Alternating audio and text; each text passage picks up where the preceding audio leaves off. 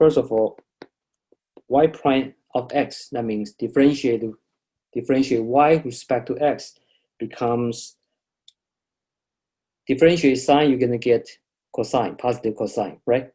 So that means, but you're going to take the coefficient out, coefficient is k, so that means it is k times a times cosine kx. But if you differentiate cosine, you're going to get the coefficient out times negative sine. So that is negative k times b times sine kx. Now, the third term is a constant. What do you get? 0. And the last term is v over p times x, and that will become minus v over p. Correct? So this is just the expression. You can see that you can get it very easily because it's just sine, cosine, and a constant, and plus a linear term with x. So when you plug in 0, what do we get? Well, Ka cosine 0 is 1. So that means k times a times 1 minus, we already know b, so we can plug in b here. And what is the first term? That becomes positive, right? Plus ma times k over p. That means we already substitute the expression of b into here. Times what?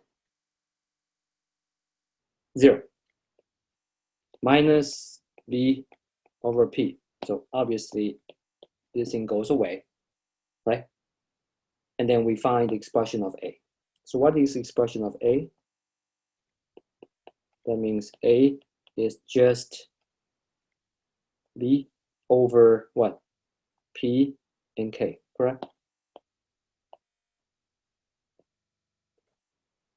Then we have solved this whole thing.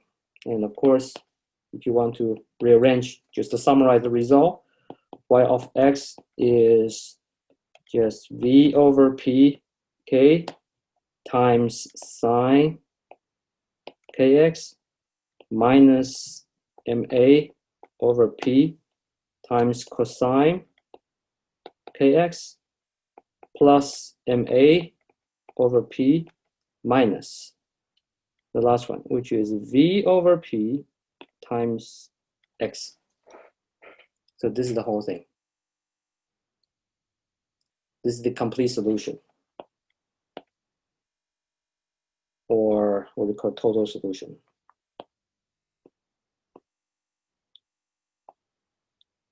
For this problem.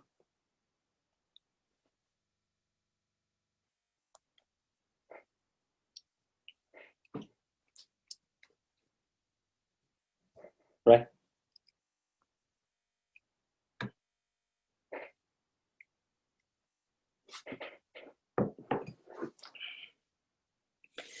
Okay, now what do we do? Now we're trying to find out how do we actually determine the critical load? How do we find out the critical load?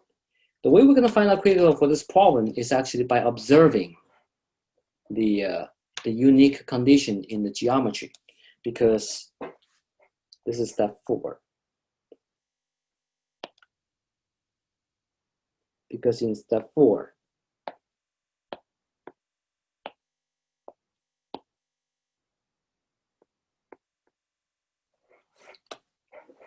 you notice that when we say that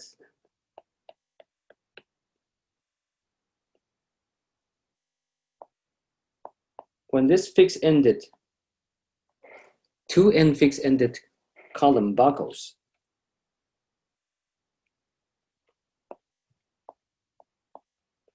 you notice that there's actually something unrealistic. Because even we call them fixed-ended, we still allow the column to actually deform, right? Otherwise, how can this column be actually twisted or even buckled towards, in this case, toward the right-hand side, to be something like this? Because after buckling, the deformation geometry will look like this. the column will look like this.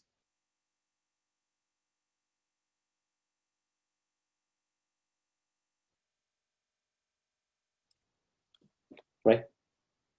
This is the way to preserve the right angle at both supports. And because the loading is symmetric, the boundary conditions are also symmetric. That means the deflection must be symmetric, which also means if you draw a line somewhere here,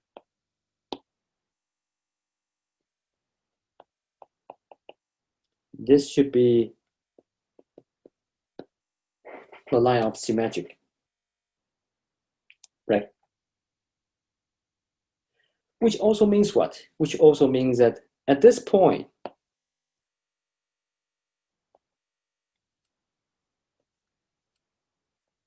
which is at the midspan, we should have what? We should actually have a zero slope point, correct? Otherwise, there won't be any symmetric condition to be preserved at the midspan. In this case, when x equals L over 2, at this point here, we have the maximum deflection, but the slope at this point must be 0. So that's one thing we know. And there's also another thing interesting here is if you take like half of the span from this deflection, which is you take half of it from here, the intersection point from here to here.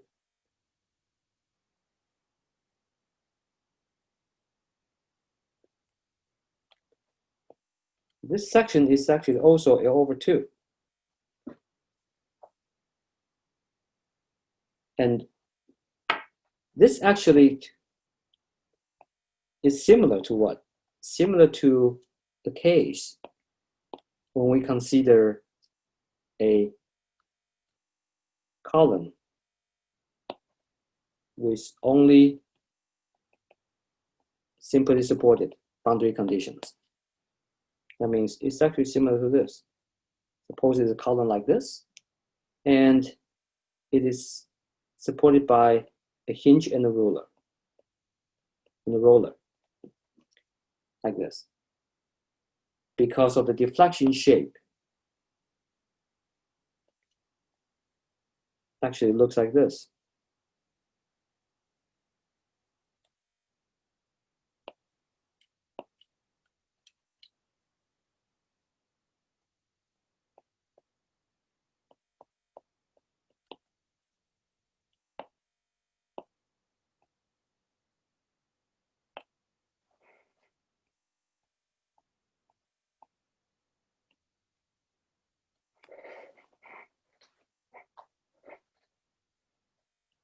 So this is one thing that we observe. But another thing that experimentally people also observe is this. The buckling of fixed-ended columns actually has other possibilities. Another possibility is to have the column buckles like this.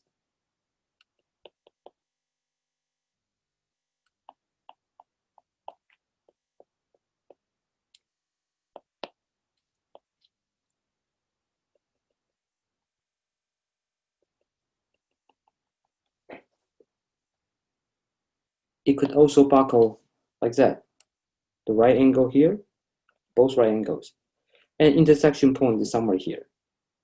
But instead of have only one curvature at one end, you actually may have two, which is something like this.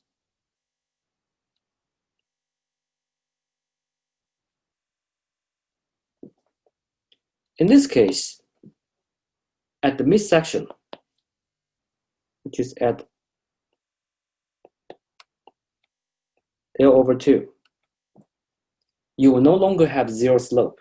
In fact, at this point, the slope is not zero. The slope is like this. As opposed to before, the slope is 0.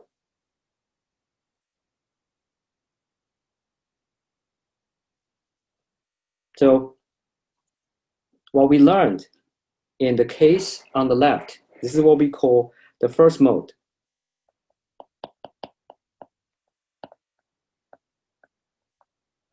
Buckling. And the one on the right, we call the second mode.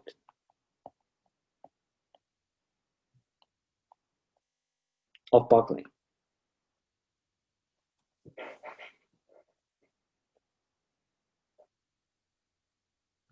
Now, by finding the distance between the intersection points in the first mode, the intersection points means that the change of the curvature point, which is in the first case is L/2.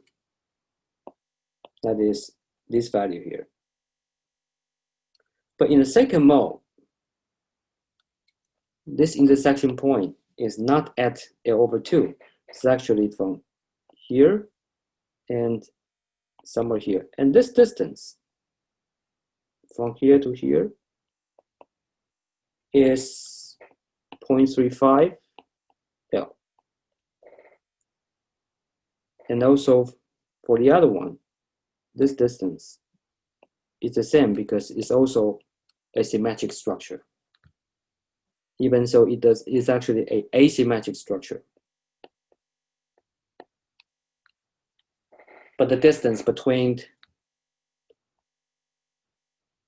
the intersection point to the midspan is still 0.35 L for both sections.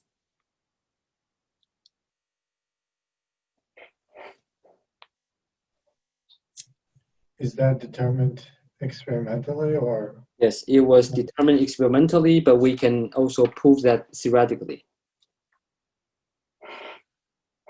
What is 0.35 L? What is like the top and bottom part? The total length, and if the 0.35, and of course, remaining part is just 0.15 because half of it is just 0.5, right? I mean, what is, like, what are those X's you put on there? What are those points? Here, this one here is at the midsection, which is half of it. If I need to show you the everything, that means from here to here is 0.15 L. From here to here is also 0.15 L because the total is L. But I mean, what are those, like, what are those top and bottom X's? What are they? The top and bottom axis. This is along the x-axis. I think she means what they represent in real life. Like what's happening at that point that makes it significant. And that's the what we call intersection point. That means if you take this point, it's just similar to a hinge or a roller point. That means that's the point where you don't have moment. Oh, okay. So to answer the question, that's the point when you have zero moment. Okay. And just like in the first mode, why would it take this distance? Because at these 2 points, there's no moment, and they behave just like a simply supported column.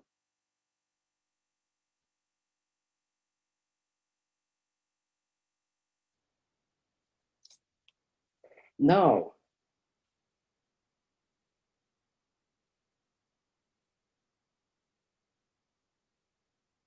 the next one,